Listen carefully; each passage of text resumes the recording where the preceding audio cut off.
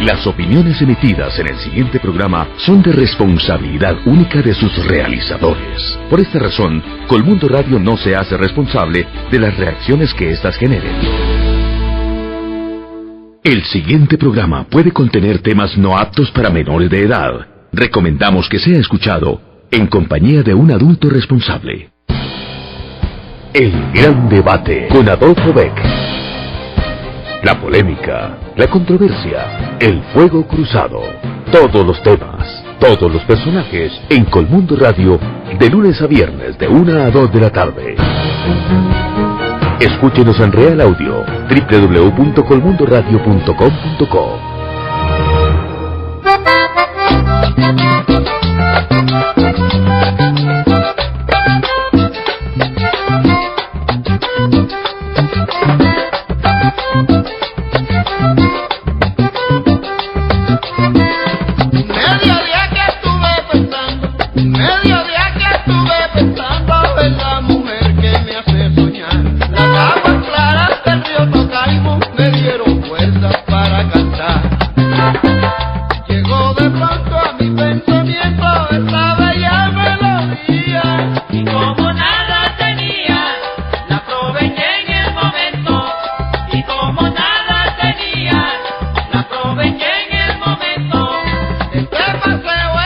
Buenas tardes, como siempre, muy grato contar con su compañía a esta hora. Después de la 1 en Colmundo Radio, 1040M en Bogotá, el gran debate con Adolfo Beck.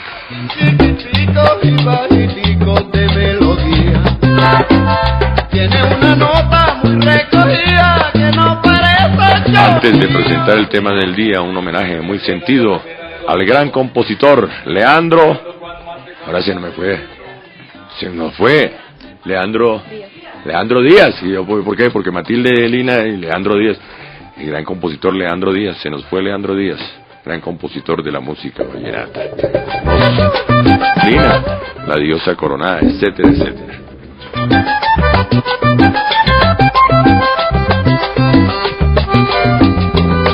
Cuando Matilde camina hasta sonríe la sabana. Qué linda frase. Poesía en el folclore vallenato. Estaba mi corazón, el bello canto de los piales me acompañaron una canción. Canción del alma, canción querida. Que Pase en su tumba. También se nos fue Erika Krum, la tía Loli, dejémonos de vaina. La cultura colombiana de luto, no solo por la muerte del gran maestro Leandro Díaz de Erika Krum. Se recupera Pacheco por fortuna. Si ven que un hombre llega a las aguas, si ven que un hombre llega a las aguas, coge el camino y se va para el plan. Está pendiente que no... Tema del día, balance de la extradición. Bueno, la extradición se orientó básicamente para frenar el fenómeno del narcotráfico. Pero la pregunta es si ha servido la extradición o el narcotráfico sigue campante. Y la extradición ya no genera tanto susto como antes. Esa es la pregunta para los invitados. Quiero saludar al exministro de Trabajo, embajador en Polonia, doctor Carlos Bula. Bienvenido, doctor Carlos Bula. Muy buenas tardes y felicitaciones por la continuidad de este programa tan importante que lo necesitaba Bogotá y Colombia, y que usted le ha puesto todo el entusiasmo y que nosotros los ciudadanos de la República se lo agradecemos infinitamente. Muy amable y bienvenido, doctor Carlos Bula. Saludo al viceministro de Defensa, doctor Rafael Guarín. Bienvenido. Muchísimas gracias, encantado de estar acá, que un honor estar aquí con nuestros contertulios conversando sobre el tema de la extradición, y qué grato volver a recibir esta invitación. Bienvenido. Tuya. Muchas gracias, doctor Rafael Guarín. Y saludo al internacionalista, al profesor universitario, una de las personas que mejor conoce el tema, el doctor José Joaquín Caicedo Perdomo. Bienvenido, doctor Caicedo. Muchas gracias, mi doctor Adolfo. Bueno, antes de hablar de la extradición, History Channel ya escogió, ¿no? Ya en ese proceso de selección, History Channel señaló a Álvaro Uribe Vélez como el gran colombiano, el colombiano más importante de la historia, según History Channel. No es según History Channel. Es según los colombianos que votaron a través de un procedimiento que llevó varias semanas de convocatoria a través de medios de comunicación, donde la gente tuvo la oportunidad, los colombianos, de escoger en distintas categorías colombianos destacados, y al finalizar seleccionar el que consideraban el gran colombiano. ¿Usted está de acuerdo con esa elección? Por supuesto, creo que es una elección que tiene muchas justificaciones, entre otras cosas, porque realmente Álvaro Uribe recibió un país colapsado en el año 2002, un país que los organismos internacionales y algunas entidades norteamericanas calificaban en vía a ser prácticamente un Estado fracasado, un Estado fallido. Y después de muchos esfuerzos durante 8 años de aplicación de política de seguridad democrática, se consiguió consolidar la democracia, estabilizar las instituciones, al punto que no sería posible siquiera pensar en un proceso de paz sin que se hubiera dado ese paso de esos 8 años de seguridad democrática. Álvaro Uribe es por encima de Santander, por encima de Alfonso López Purmagarejo, por encima de Carlos Lleras Restrepo. La historia solamente se evalúa con el tiempo, con el paso del tiempo y con la tranquilidad que da el paso del tiempo. Sin embargo, es claro que en el corazón de los colombianos es así como usted lo dice. Gracias, doctor Rafael Guarín. ¿Coincide usted con esa elección, doctor? No. ¿Y cuál es? No hago ningún comentario. Perfecto. Doctor Carlos Bula. Yo quiero tener hoy una gran contradicción sobre el tema de la extradición, porque presumo que por lo menos el señor ex viceministro es ferviente partidario de ese mecanismo que lesiona la soberanía nacional. De manera pues que otros estados escogen, por ejemplo, Francia al general de Gaulle, el Reino Unido a Churchill, Colombia escogió al doctor Álvaro Uribe. No voy a entrar en la discusión sobre ese tema, pero por supuesto no estoy de acuerdo. Simplemente felicito al uribismo por su organización. Muchísimas gracias, doctor. Todas esas encuestas que hace son falsas.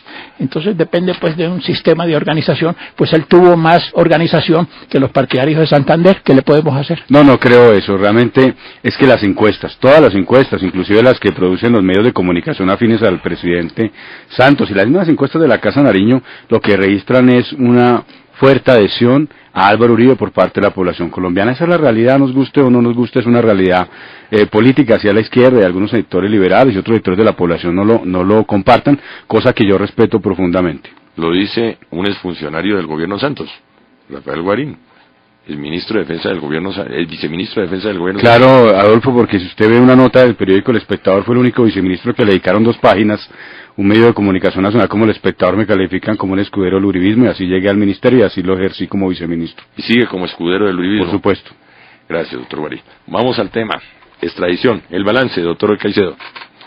Bueno, el balance es un balance muy curioso, porque cuando se firmó el Tratado de Extradición con Estados Unidos en 1979, se pensaba que esa figura sería una figura selectiva, que la extradición se aplicaría únicamente en casos excepcionales.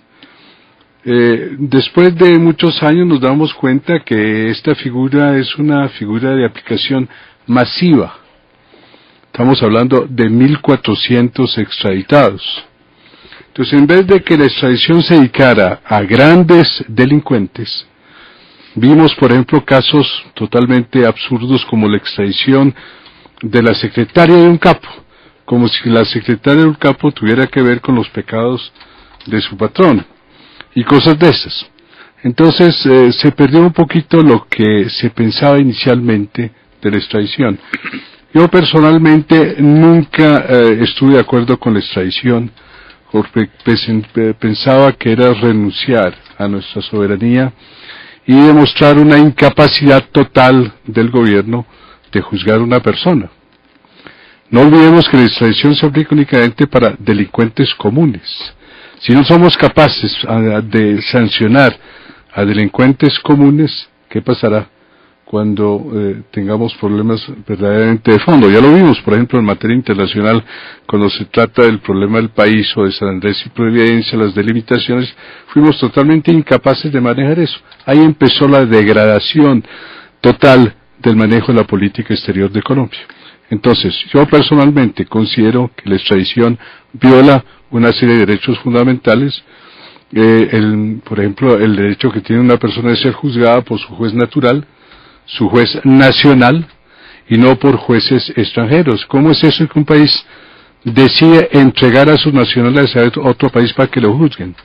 Los hemos entregado a 1.400, gran negocio para los delincuentes, porque al cabo de 4 o 5 años regresan a Colombia a delinquir y siguen en lo mismo. Eso lo vimos la semana pasada con uno de estos señores que después de ser liberado vuelve a Colombia y vuelve a delinquir y lo vuelven a capturar, y volvemos con el mismo jueguito de la entrega de la negociación de la entrega de información y la evolución de estos delincuentes hacia Colombia. Entonces, para mí, el fracaso ha sido total. Pero la situación ha cambiado. En tiempos de Pablo Escobar, la figura generaba miedo. Recuerde la famosa frase de los extraditables en ese entonces. Que fueron los primeros. Prefiero una tumba en Colombia en una cárcel en Estados Unidos. Ahora, los primeros. Incluso los narcotraficantes dicen, yo quiero que me lleven. Claro, lógico. ¿Y por qué? Porque un cambio total de lo que era una figura selectiva de sancionar a algunas personas en casos muy especiales, en casos de delincuentes sobresalientes, se extraditaban. Hoy en día cualquier individuo lo extraditan. Y eso se volvió hasta un negocio en Estados Unidos. Es una forma de financiar a la DEA, de financiar la lucha contra el crimen. Claro. ¿La extradición es una forma de financiar a la DEA? ¿Cuánto vale una extradición? Una extradición, el hecho de traer a un colombiano, llevar a un colombiano a Estados Unidos, vale entre 2 y 5 millones de dólares. No me diga. Es un negocio, es un gran negocio. Doctor Rafael. Sin hablar de las recompensas.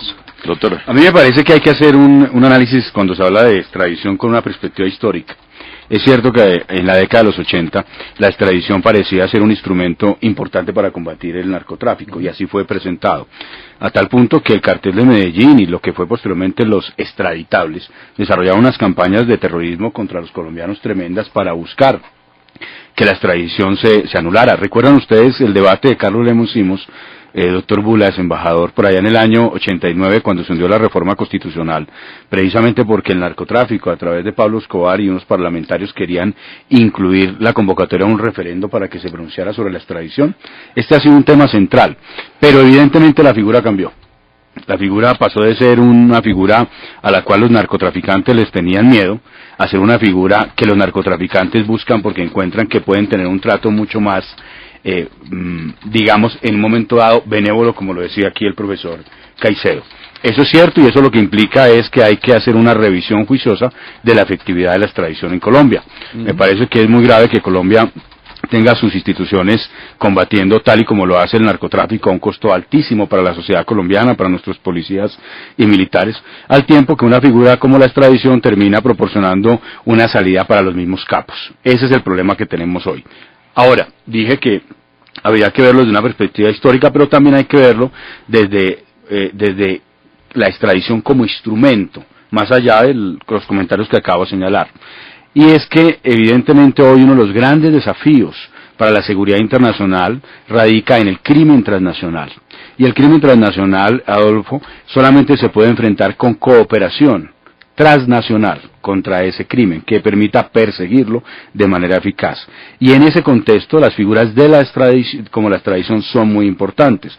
Por eso son figuras que no solamente están hoy destinadas al tema del narcotráfico, sino también tienen que ver, por ejemplo, con instrumentos como la Convención Interamericana de Lucha contra la Corrupción, que permite que este mecanismo se adopte para enfrentar a quienes cometen estos crímenes de carácter transnacional.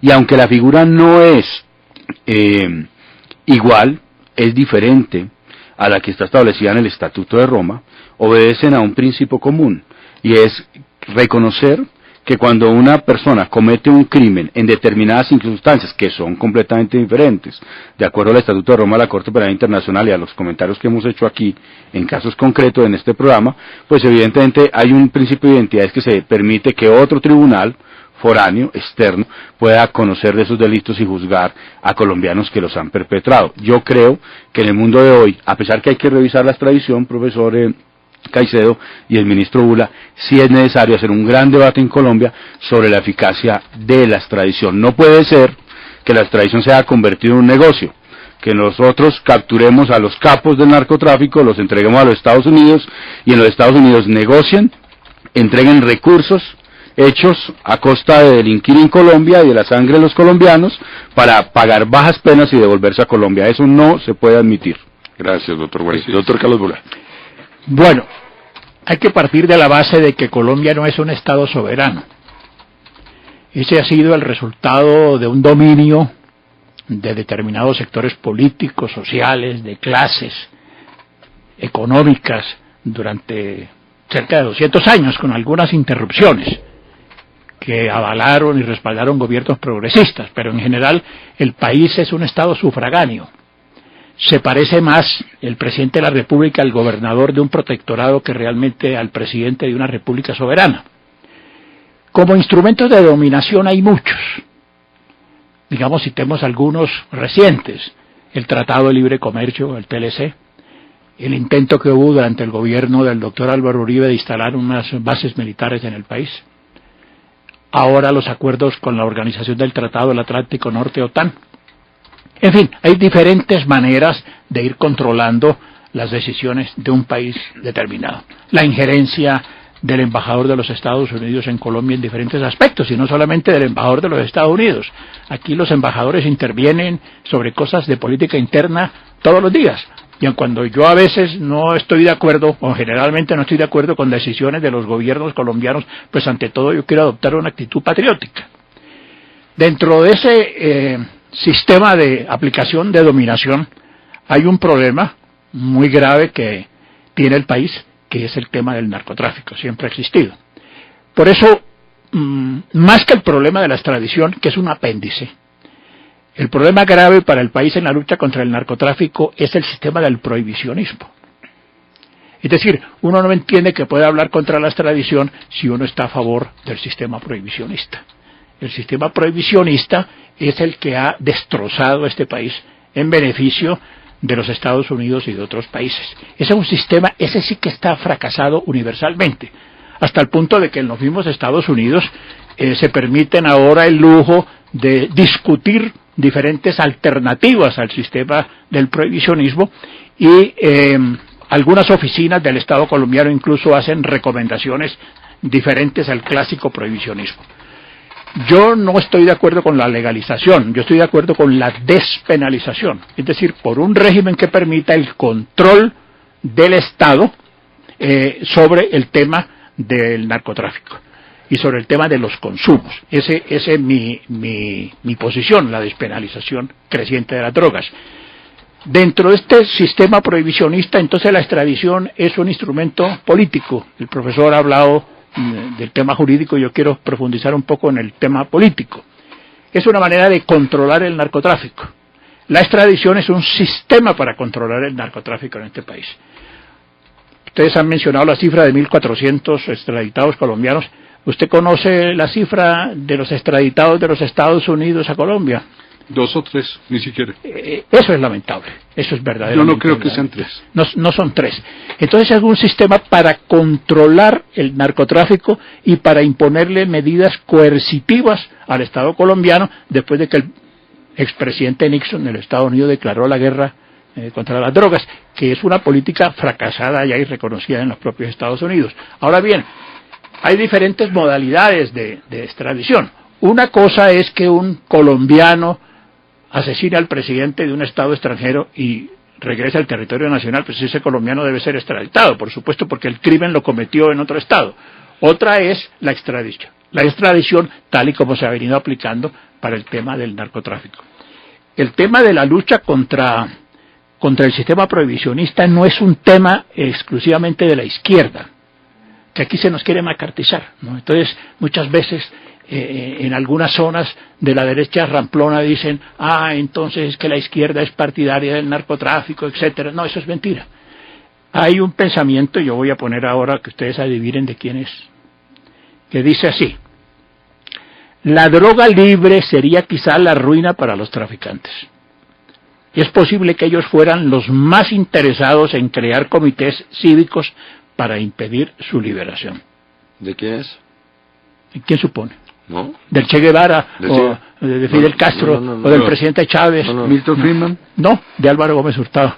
Muy próximo al pensamiento, lo mejor que tengan los representantes aquí de la corriente política del Centro Democrático. Colombia es un país raro, la derecha se llama centro y el centro yo no sé cómo es que se llama. Pero bueno, lo que quiero decirles es que este es el pensamiento de Álvaro Gómez Hurtado. Lo de Friedman era una posición económica. Lo de Gómez, persona con la que yo no tuve coincidencias, pero que respeto muchísimo, desde que fue mi profesor en la Universidad Javeriana, es la posición, yo creo que en este punto, es una posición patriótica. Es decir, a quienes más perjudica la eliminación del prohibicionismo es a los narcotraficantes y a los Estados Unidos. Eso los perjudica terriblemente. Vamos a terminar si no tomamos medidas importando marihuana enlatada desde California. Entonces, este país debe adoptar una posición. El presidente Santos se siente contento con decir, abramos la discusión, pero como hace todas las cosas, esos son noticias de prensa que nunca se concretan, y un día dice una cosa y otro día otra. Ya voy a terminar en esta primera vuelta, Adolfo, no se inquiete. Entonces yo preguntaría, bueno, que se abra la discusión, pero el gobierno colombiano, ¿qué posición va a llevar a esa discusión? Un día adopta una, otro día adopta otra, otro día, según el vestido que lleve en la usanza diaria. El gobierno colombiano no tiene una posición. Sí, la tiene hasta el gobierno de Guatemala, pero el gobierno colombiano no tiene posición. Lo uno tiene que ver con lo otro, la despenalización, la legalización de la droga, y otro tema pues también colindante, el de la extradición. Pero la respuesta es el fracaso de la fórmula para controlar el narcotráfico. Es que fracasó todo, el prohibicionismo, y fracasó la extradición. Totalmente. Doctor José Joaquín Gallicer. Sí, efectivamente ha fracasado la extradición, pero al mismo tiempo tenemos que preguntarnos el porqué de ese fracaso de la extradición.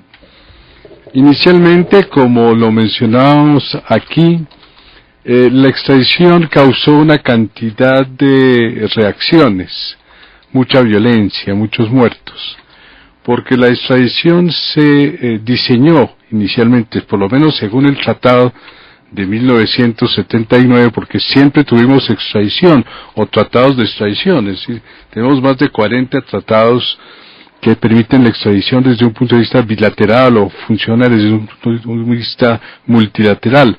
Lo que sucede es que estamos hablando de la extradición desde el año 79 con los Estados Unidos, que fue el gran cambio, que fue el tratado que autorizó al gobierno nacional extraditar a nacionales obligatoriamente, no tenía otra alternativa. Y hay un artículo que lo dice muy claramente, el artículo 8, entonces cambió totalmente la situación. Estamos hablando del gobierno de... fue firmado por el doctor Vigilio Barco, 79. Barco Belisario. No, Barco firmó como embajador el tratado, pero no recuerdo, era embajador de quién en esa época. Washington, Turbay. Turbay. Sí, es posible. Pero se aplica por primera vez en su nueva etapa con la extradición de Leder. Con Belisario. No, la primera aplicación fue con Hernán Botero. El primer colombiano extraditado, según el tratado, fue Hernán Botero. Y cuando se modificó la Constitución, es decir, se prohibió la extradición y volvió a entrar en vigor la extradición, el primer colombiano extraditado fue Jimmy Lara. Entonces, entre tanto, desde el 80, digamos, hasta ahora, porque fue aprobado en 1980, son 1.400 personas que fueron extraditadas. Hay de todo. Grandes capos, mini capos, no capos, inocentes, culpables, personas que eran, que no eran. Lo grave no es eso, no es tanto que exista o no existe la extradición. El problema es que en Colombia no tenemos un sistema que permita juzgar objetivamente una solicitud de extradición. El problema que tenemos en Colombia es que la Corte Suprema de Justicia y todo el sistema de la extradición no permite defensa alguna.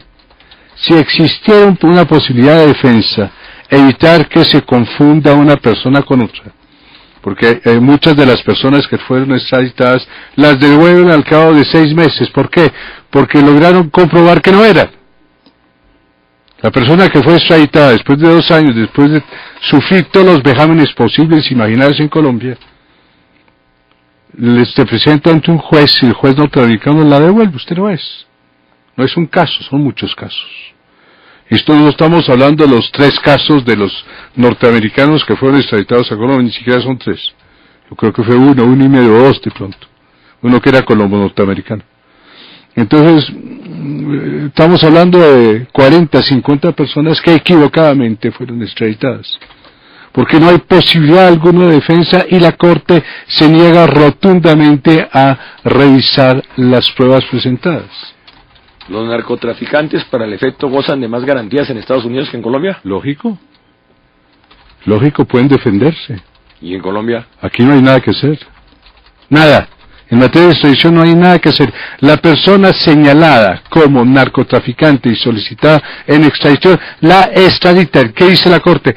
No nos interesa saber si usted eso no es. Váyase. El juez norteamericano tomará la decisión. Por Dios. Yo creo que el profesor Caicedo tiene razón. ¿En qué sentido? En que los colombianos, independiente que estén acusados, indicados o no de una situación vinculada con el narcotráfico, tienen derechos. Y esos derechos deberían verificarse con rigurosidad mucho más cuando esta decisión pasa por la Corte Suprema de Justicia de Colombia. Claro. Los errores que usted ha mencionado lo que muestra es negligencia, falta de cuidado y falta del deber garantista que tienen los jueces, en este caso de la Corte, al observar los derechos fundamentales de los ciudadanos. Eso demuestra el miedo y la incompetencia de los magistrados de la Corte Suprema de Justicia. Es que el derecho a la defensa, perdóneme, una cosita pequeña, el derecho a la defensa está muy debilitado en Colombia. No lo hay. Porque el sistema de los medios es el que impone las decisiones en materia jurídica. Estoy de acuerdo. ¿No? Entonces así no hay manera. Claro, pero eso, Adolfo, hay que diferenciarlo de la figura en sí, que entiendo es el debate, ¿no es cierto? Evidentemente aquí se han señalado problemas en la implementación de la figura. Yo mismo he señalado que hay que revisar la implementación de la figura y cómo se está aplicando en los Estados Unidos la justicia cuando se envía a un colombiano bajo la figura de extradición a ese país.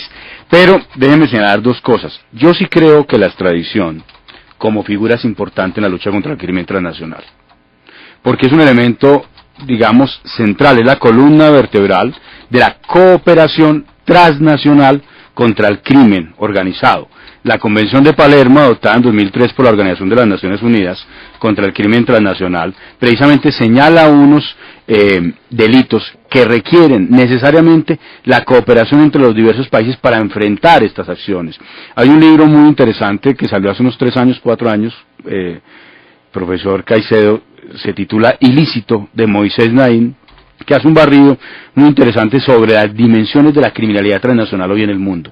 Y necesariamente para enfrentar esa criminalidad transnacional, en un mundo cada vez más interdependiente, en un mundo donde una banda criminal puede funcionar en Buenos Aires, en Colombia, en Nicaragua, en Madrid o en Hong Kong al mismo tiempo, pues necesariamente se requiere de mecanismos de cooperación transnacional donde la extradición adquiere vigencia. La cuestión es si se está utilizando de manera adecuada, y ahí es donde yo comparto varias de las preocupaciones que están aquí expresadas, sin llegar, ¿no es cierto?, a decir que la aplicación de la extradición ha sido un fracaso. Yo creo que hay que diferenciar, nuevamente digo, el combate a los carteles de la droga, la utilización de la extradición, de lo que es un fenómeno mucho más complejo, mucho más difícil, que es el tema de las drogas ilícitas. ¿Y eso no es un fracaso, el combate a los carteles de la droga y demás?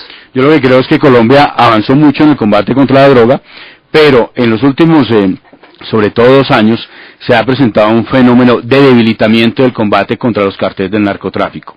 Primero, la prohibición del presidente Santos, contra la que yo expresé varios argumentos por escrito cuando era viceministro de Defensa, de prohibir utilizar, por verbigracia, la fuerza militar en el marco del derecho internacional humanitario contra organizaciones respecto a las cuales se podía emplear la fuerza con toda contundencia, de acuerdo hasta los propios informes de la Cruz Roja Internacional. Eso beneficia al narcotráfico. Otro aspecto muy complicado, lo que se ha abierto con el llamado marco jurídico para la paz respecto a una organización que está también dedicada al narcotráfico, como son las FARC, y la expectativa de un proceso que les garantiza impunidad. Todo eso afecta a la lucha contra el narcotráfico. O este último dato, revisen las cifras del Ministerio de Defensa, que las habían mantenido ocultas hasta que las publicamos en un artículo en el Nuevo Herald de Miami y en semana.com. ¿Cómo es posible que se haya debilitado la lucha contra los cultivos ilícitos en lo que tiene que ver en su componente, es embajador, de erradicación manual? No estoy hablando de fumigación, que es bastante controvertible, de erradicación manual.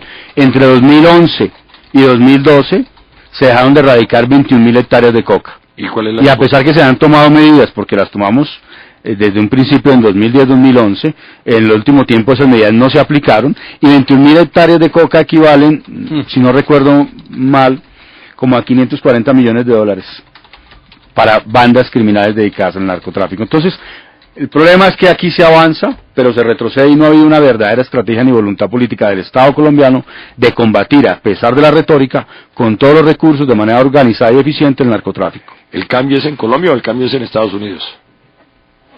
El cambio es en Estados Unidos, en lo que tiene que ver con la implementación de la extradición. Mire, claro, hay un artículo que publiqué en el Nuevo Herald de Miami. En el año 2008, el embajador, yo sé que usted va a estar de acuerdo con esto, lo publiqué en 2008 criticando precisamente los pactos con narcos, y decía que el Departamento de Justicia implementaba para la época un programa de resocialización de narcotraficantes que fomenta impunidad. Está en un libro que se llama El Pacto en la sombra, de dos periodistas muy prestigiosos, Jorge Lesmes y Edgar Telles. Señalaba en ese momento, mire esto, tales acuerdos, suscritos con más de 300 narcotraficantes para esa fecha, son posibles sobre la base de confesar delitos, desmantelar rutas de tráfico y entregar millones de dólares. A cambio, los mafiosos obtienen libertad inmediata o una corta reclusión, visa múltiple que incluye la familia, legalizan su situación y mantienen parte de la inmensa riqueza sin obligarse a delatar a sus cómplices. En síntesis, se les premia con impunidad y acceso al sueño americano. Eso no puede pasar. La palabra, casi es un premio. Así es. Más que un castigo es un premio. A ver, doctor Carlos Bula. El sistema prohibicionista, que es el origen del conflicto, y la extradición no son derivadas de un tratado entre iguales, sino que son mecanismos impuestos por los Estados Unidos sobre Colombia y sobre otros países. Yo creo que hay que partir de esa base. Entonces, yo creo que ningún ser racional se opondría a participación de Colombia en acuerdos multilaterales para combatir el crimen transnacional. Ningún colombiano podría seriamente oponerse a ese mecanismo. Lo que pasa es que estamos hablando del tratado de extradición con los Estados Unidos. Ese es el punto. Y uno no puede permitir que se muevan el blanco y el objetivo, porque entonces se despista a la opinión ciudadana. Es el tratado de extradición con los Estados Unidos, su naturaleza. Incluso ese es un punto de desacuerdo que yo tengo con uno de los expresidentes de la República que más admiro, del cual fui su embajador, y su ministro, el doctor Samper. Sobre ese punto tenemos un desacuerdo. La Constituyente del 91 aprobó la no extradición, lo incluyó dentro de esos términos. Fue macartizada esa Constituyente. Es decir, ignorando que en Colombia los narcotraficantes tienen presencia en todo. Aquí de pronto descubren, ¡ay! Se infiltró el narcotráfico. Vaya sorpresa, ¿no? Vaya sorpresa que se infiltró el narcotráfico en el movimiento tal o en el grupo tal, ¿no? Después de que los narcotraficantes dijeron que controlaban el 35% del Congreso. Y creo que eso numéricamente está como demostrado, no sé exactamente. Es más, bueno. Entonces, el problema es el tratado de extradición con los Estados Unidos, no son los acuerdos internacionales de la Interpol, yo no me estoy refiriendo a eso, ni el tratado que pueda tener Colombia dentro del marco por ejemplo, de la UNASUR, que va a tener su propio mecanismo. No, Colombia tiene que participar en la lucha contra el crimen, además eso es derivado de todo el problema de la globalización, etcétera. No, los narcotraficantes ahora tienen eficaces y los delincuentes tienen eficaces alianzas que superan las débiles fronteras de los países. Es el sistema para combatir el narcotráfico, primer punto. Eso está en decadencia.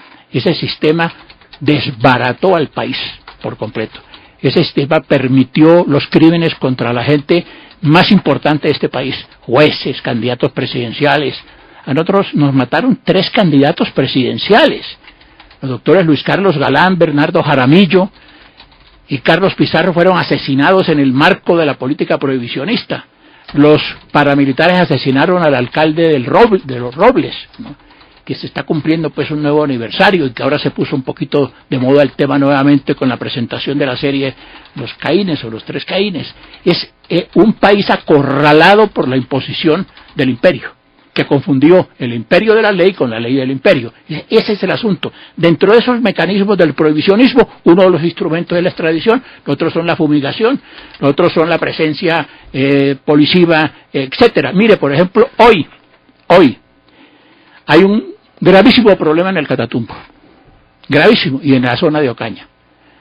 O sea, el Estado tiene que tener en cuenta que esos son hechos objetivos que existen, no es conciliar con la delincuencia, es entender que hay conflictos socioeconómicos derivados del tema de los cultivos que llaman aquí ilícitos. Termina su tiempo, doctor. Muchas gracias. Carlos Bula. Deme un ejemplo de tratado entre iguales. Un ejemplo de tratado entre iguales podría ser, por ejemplo, un tratado de Colombia con el Ecuador, para no fumigar la frontera. Gracias, doctor Carlos. Porque no le voy a poner de ejemplo de tratado entre iguales la invasión al Ecuador que hubo durante el gobierno del ministro de Defensa de la época, hoy presidente de la República. Doctor José Joaquín Caicedo, ¿cuál es la ruta que sigue un narcotraficante después de su captura? La ruta. Bueno, se captura al narcotraficante. Se captura al narcotraficante, le notifican la resolución correspondiente de la Fiscalía. A partir de ese momento, entonces, le dicen, lo está sometido al procedimiento de extradición, lo llevan a una cárcel determinada. Antes lo llevaban sistemáticamente fuera de Bogotá para dificultar la defensa, y colocaban todas las trabas posibles e imaginables para poder tener acceso al expediente. La Fiscalía, una vez detenido, manda el expediente al Ministerio de Relaciones Exteriores. La Oficina Jurídica del Ministerio de Relaciones Exteriores emite un concepto diciendo que la solicitud presentada por el gobierno norteamericano, ya que estamos hablando del gobierno norteamericano, se ajusta a lo dispuesto en el tratado, en una serie de requisitos, más en la legislación colombiana. Generalmente lo único que miran es saber si el asunto fue traducido o no, ni siquiera es una traducción, es colocar un sellito por parte del cónsul de Colombia en Washington.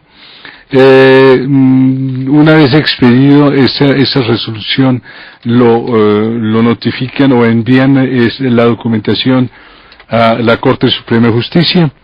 La Corte Suprema de Justicia abre a pruebas, supuestamente, solicita al abogado, a la persona que ha sido acusada, que por favor se defienda, tiene un término. Cualquier prueba solicitada, digo cualquier prueba, no he visto hasta el momento en los 1400 casos, vuelvo insisto, no he visto una sola vez en que la Corte Suprema de Justicia haya accedido a decretar una prueba solicitada por la defensa. Que me muestren el caso. Yo estoy escribiendo. Porque es una imposición, exactamente. Yo ya, entonces no hay entonces que no hay ninguna, que no es conducente, que no es conducente. Porque los magistrados no están cumpliendo con la tarea más que una imposición. Yo respeto obviamente el punto de vista del exministro, y es una perspectiva pues que tienen muchas personas ilustres como él desde la izquierda, el tema de la imposición y el imperialismo. Pero en realidad es que en las relaciones internacionales existe una corriente que llama el realismo. Y las relaciones internacionales son relaciones de poder. Por eso cuando usted le hizo esa pregunta al exministro, el ministro le decía un acuerdo entre iguales, un pacto entre iguales, es entre iguales. Es entre Ecuador y ¿quién dijo usted? Y la República de Colombia. Y la República Bolivariana de Colombia. Y la República de Colombia. Ese puede ser un pacto entre iguales, pero en relaciones internacionales las relaciones son relaciones de poder nacional. Así nos parezca es odioso, así es. Por eso Estados Unidos dice que no tiene amigos sino tiene intereses, y por eso un relacionamiento entre iguales era el que tenía la Unión Soviética con los Estados Unidos en el marco de la Guerra Fría, o el que tiene Francia y Alemania. Pero no nos digamos mentiras, nunca va a haber un relacionamiento entre iguales, por ejemplo, entre El Salvador y los Estados Unidos. Lo que sí hay es un discurso muy respetable de reivindicación, de condena, de denuncia, muy romántico, pero muy alejado de la realidad. Pero sí lo hubo entre Venezuela y los Estados Unidos. Lo que hubo entre Venezuela y Estados Unidos fue una retórica populista y mentirosa del presidente Hugo Chávez. El presidente Hugo Chávez levanta las banderas del antiimperialismo y queda afónico de gritarlo, pero el presidente Hugo Chávez es incapaz de quitarle o de reducir la venta de los barriles de petróleo a los Estados Unidos. Esa es la realidad. Esa es la realidad de la política internacional. Demagogia hacia adentro muy fuerte, muy importante, tanto de la derecha en un momento dado de la historia de la izquierda, con el discurso antiimperialista, pero en la práctica tienen que aceptar las relaciones de poder. Y las relaciones de poder son basadas en el poder nacional. El resto, querido Adolfo, es carreta. ¿Usted cree que Cuba no es una realidad? ¿Y quién es Cuba? Un país soberano. ¿Qué es Cuba? Un país ¿Qué soberano. Es Cuba? Yo prefiero cualquier país de la Unión Europea del cual usted pregonaría que no es soberano, pero que tiene altos niveles de bienestar de vida, a un país donde las mujeres se tienen que prostituir y tienen que renunciar a los derechos. Yo no digo eso de ningún país de la Unión Europea. De la soberanía. La soberanía hoy no existe. La soberanía hoy no existe, y si existe, existirá de manera inclusive limitada para los Estados Unidos de América, que es el país muy, muy fuerte. Ni siquiera podríamos hablar de soberanía en términos de una hipótesis de que la Unión Europea la reclamara para sí, a pesar de ser una potencia económica, a pesar de ser un gigante económico, es un enano político. Esa es una realidad, esa es la realidad de las cosas en el mundo de hoy. Lo que ocurre es que la derecha dice que la soberanía no existe para justificar sus propios comportamientos. Entonces, claro, como la soberanía no existe, entonces todo les está permitido y todos los actos contra la dignidad nacional y contra los intereses. Es que la soberanía en los términos tradicionales no existe. Hoy tenemos una soberanía relativa. Hasta la Corte Constitucional en diversas sentencias lo ha reconocido. Esa es una realidad del mundo de hoy. El derecho, por ejemplo, la vigencia del derecho penal internacional, ¿qué es? ¿Alguien diría que es un ataque a la soberanía? No. De ninguna manera, creo que es una expresión de una realidad, de un mundo completamente diferente al que algunos añoran, que es el mundo del siglo XIX. Por eso estamos creando los bloques regionales. Precisamente por eso una de las actuaciones más importantes del presidente Chávez, que cuando se menciona, produce pues Pero fíjese, usted con el ejemplo me da la razón, ministro, sí, porque esos bloques se constituyen sobre la base de ceder soberanía nacional a los propios bloques. Pero entre iguales. Pero fíjese que usted lo reconoce, ceder soberanía nacional. Luego la soberanía nacional plena ya no existe. Iguales, por ejemplo, la relación de los estados de América del Sur para la creación de UNASUR no es un acto contra la soberanía de ningún estado. Doctor Quiseo, ¿qué pasa cuando el narcotraficante llega a Estados Unidos, ya extraditado? Bueno, primero lo encierran en una cárcel especial, baja el avión, al día siguiente lo notifican, tiene que decir si es culpable o no, si se declara culpable o no. Si no se declara culpable, las cosas se le ponen un poquito feas. Lo llevan a una cantidad de procedimientos, le aplican una cantidad de normas. Él verá si va a juicio. Lo tortura. Puede ser. Sí. Puede ser. ¿Y si se declara culpable? Si se declara culpable, entonces empieza a negociar. ¿Negociar qué significa en este caso en los narcotraficantes? ¿Negociar qué quiere decir? Delatar. No necesariamente. Pero por lo menos plata. Es un problema de plata. Es decir, ya saben exactamente cuánto tiene, qué tiene, cuáles son sus testaferros, los miembros de su grupo, de su combo, y tiene que empezar a entregar cosas, o tiene que entregar información. ¿Entregar cosas a Estados Unidos? Sí, claro, a Estados Unidos, nada a Colombia. Aún más, si hay un acuerdo entre el delincuente colombiano y los Estados Unidos y hay bienes ubicados en Colombia, esos bienes o la venta de esos bienes pasarán al gobierno norteamericano. Es que eso no nos gusta. El prohibicionismo apenas ahora, desde hace unos 2 o 3 años, empezamos a recibir algo. La propina. Ahora, hay otro tema importante acá, y es que pues definitivamente las cárceles de máxima seguridad de los Estados Unidos nada tienen que ver con las cárceles colombianas. Aquí tenemos un problema carcelario enorme, no es solamente por el tema que está saliendo ahora de sobrecupo en las cárceles o hacinamiento en las cárceles, sino que realmente las cárceles en algunos casos terminan siendo manejadas por bandas criminales, por individuos dentro de los patios de las cárceles. Un segundo, miren, tan cierto es esto, que una de las razones para la extradición de los paramilitares, recuerden ustedes, según la información de los medios de comunicación hacia el año 2006-2007, fue precisamente que los señores de la cúpula paramilitar seguían delinquiendo en las cárceles. Luego el Estado colombiano presenta graves problemas para poder controlar de manera efectiva las cárceles y someter al régimen penitenciario a estos narcotraficantes. De ahí que en ese sentido la figura de la extradición es válida. Lo que pasa es que no puede ser se siga haciendo como se está haciendo en Estados Unidos. No nos hagamos ilusiones, mi querido doctor. Un narcotraficante hábil en Estados Unidos también manda en su cárcel. Y las cárceles de máxima seguridad son en la cárcel de máxima seguridad puedes tener una cárcel donde el tipo no lo sacan más de una vez al día, pero tiene la posibilidad de tener todo un grupo de paralegales ¿Qué hacen los paralegales? Son los mensajeros entre este señor y su grupo delincuencial. Y todo pasa por ahí, más un grupo de abogados que se prestan a pasar los mensajitos. Pero definitivamente no hay punto de comparación. Es lo mismo. No, pero eso que hace, a nadie le cabe en la cabeza que una cárcel de máxima seguridad en los Estados Unidos, con el régimen disciplinario tan severo que tienen, o si no, pregunten a los partidarios de Simón Trinidad que le van a contar de cómo está pasando sus días allá en Estados Unidos. No, es muy diferente. Es un caso especial, pero porque no es un delincuente nato, no es un guerrillero, pero lo que es, digamos, un narcotraficante de verdad, bien aguerrido, olvídese, maneja eso con un dedo. Si eso para poner, ¿usted cree que los paramilitares están pasando la mejor allá que acá? Para poner ejemplos. ¿Por qué los paramilitares le creyeron al presidente Uribe? No, en absoluto. Los paramilitares tienen pánico a la extradición. Allá están pagando severas penas de cárcel. Y, por ejemplo, en el caso de este criminal Tuso Sierra, salió perfecto, pero tiene que venir aquí a pagar.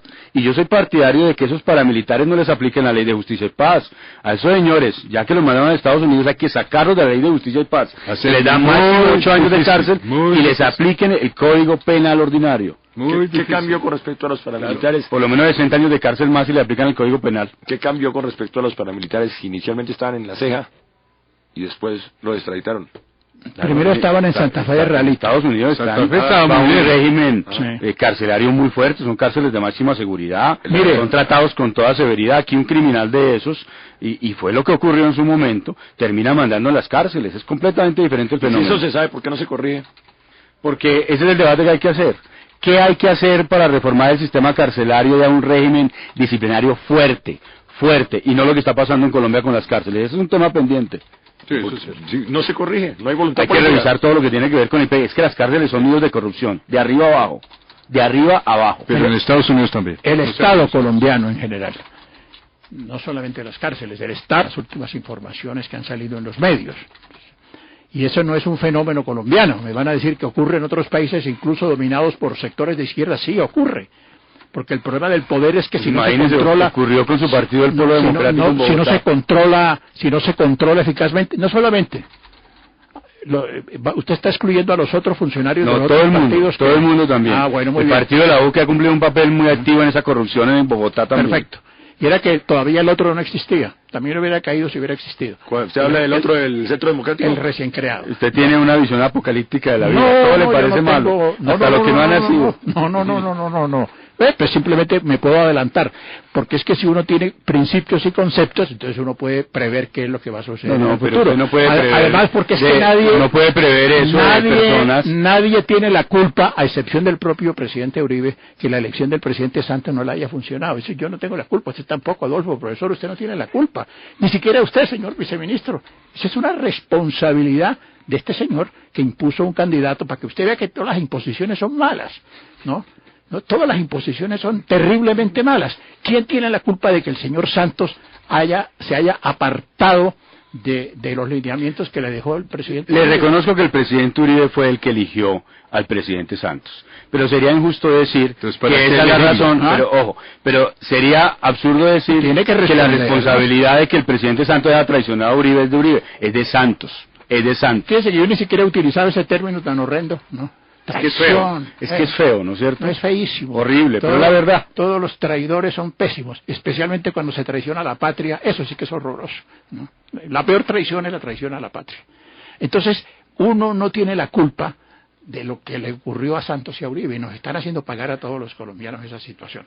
Pero volviendo al tema de importancia, en el tema de la lucha contra la corrupción y el terrorismo, no es lo que pasa aquí. Son las medidas que ha venido adoptando, por ejemplo, el gobierno de los Estados Unidos recientemente, ¿no? Parece que el presidente Obama pues no tiene mayor diferencia con el presidente Bush en esas materias. Hace algunos días el New York Times, y eso lo reprodujo la revista Semana, hablaba de reuniones periódicas del presidente Obama los martes con un sistema que llaman la Kill List.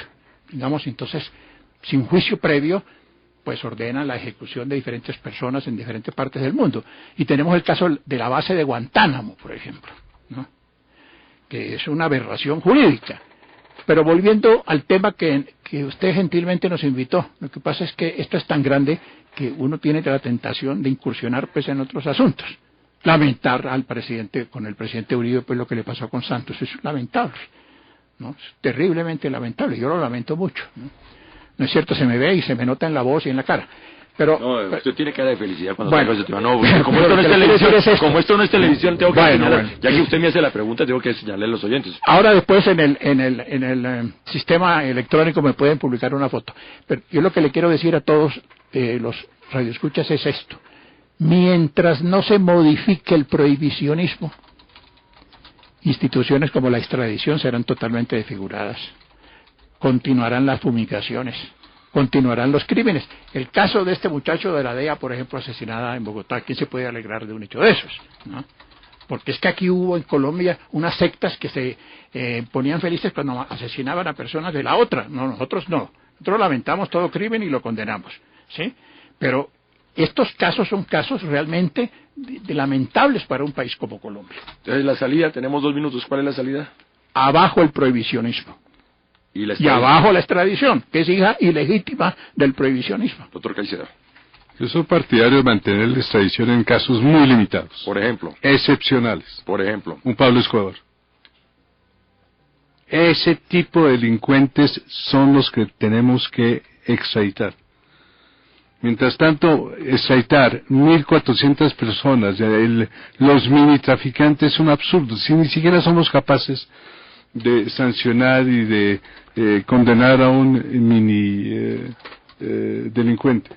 Entonces hay que aterrizar un poco y pensar que la extradición permite luchar contra los grandes delincuentes transnacionales es un absurdo. Pero el fenómeno del narcotráfico sigue vigente. Pasamos de grandes capos a capos pequeños, pero el fenómeno sigue vigente. Sí, claro, lógico. Pero eso es del orden interno, hay que manejarlo internamente. Eso se lo dejo al Ministerio de Defensa. Mi conclusión, la extradición sí, por supuesto, la extradición más amplia posible, sin límites, solamente, por supuesto, a todos los crímenes que requieran cooperación transnacional, por tratarse de crímenes transnacionales, hay que revisarla, hay que garantizar los derechos a los colombianos a través del procedimiento administrativo y judicial que cumple la Corte en la etapa anterior. Que debería cumplir la Corte y que no está cumpliendo, hay que garantizar eso y hay que revisar lo que está pasando en Estados Unidos con los narcotraficantes, porque la extradición no puede terminar siendo un privilegio para narcos que fomente más el narcotráfico. Con ese criterio vamos a terminar extraditando a las personas que roban celulares, que es un crimen transnacional. El celular que se roba en Colombia lo llevan a Venezuela. No, pues eso es una manera también muy hábil, Adolfo, de ridiculizar el tema. Estoy hablando de las grandes bandas de crimen transnacional. Depende de la marca. Se resuelve. Los de los CDs de las películas también. Úseme, pero no trate de... Depende de la marca el celular. El crimen transnacional debe ser combatido con cooperación transnacional, donde la extradición es una herramienta muy importante. Grato verlo, el viceministro.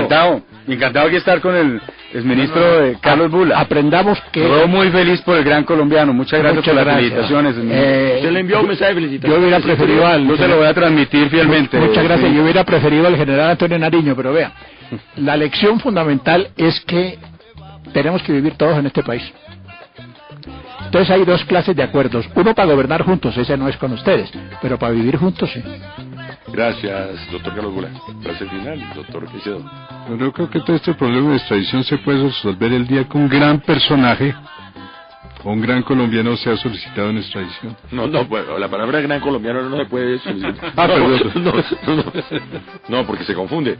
Gran colombiano es el concurso de History Channel. Ya. Ok. Es que veo poco televisión. Estefanía. Bueno, Adolfo, hacemos una invitación a los oyentes para que nos sigan a través de nuestras redes. En Twitter estamos como @elgrandebate y en Facebook como Adolfo Beck. Igualmente pueden encontrar los archivos de este y todos nuestros programas en YouTube. Mañana programa especial en Teleamiga Internacional. ¿Constituyente, sí o no? No. Ese es parte del debate de mañana. No. Mañana es uno de los invitados, el doctor Anuncio, no, y no rotundo. Depende. Usted sí me adelanta el debate. ¿Constituyente, sí o no? Sí, pero depende. Señores, cerramos el gran debate con Adolfo Beck, con Mundo Radio. En la parte técnica... No, nosotros estamos contra Eduardo Molano. Feliz tarde para todos. Y como nada tenía. Un sistema, una sola señal. Mundo Radio. Sintonízate.